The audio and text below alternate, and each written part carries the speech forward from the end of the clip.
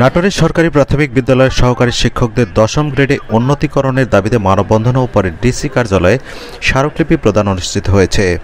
রবিবার বিকাল 4:30টায় নাটোর জেলা প্রশাসকের কার্যালয়ের সামনে এ মানববন্ধনে বক্তারা প্রাথমিক শিক্ষকদের বেতন বৈষম্য দূরীকরণ ও 13তম গ্রেড থেকে 10ম গ্রেডে উন্নতিকরণের প্রধান উপদেষ্টার দৃষ্টি আকর্ষণ করেন। নাটোরের 7টি উপজেলার প্রায় 3 শতাধিক সহকারী শিক্ষক এই মানববন্ধন ও স্মারকলিপি অনুষ্ঠানে উপস্থিত ছিলেন।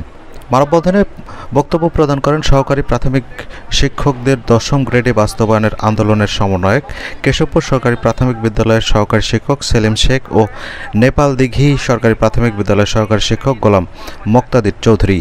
এছাড়াও উপস্থিত থেকে বক্তব্য প্রদান করেন কসবা সরকারি প্রাথমিক বিদ্যালয়ের সহকারী শিক্ষক আব্দুল জব্বার, চক আমহাটির সরকারি প্রাথমিক বিদ্যালয়ের সহকারী শিক্ষক মনোয়ার হোসেন সহ অন্যান্যরা।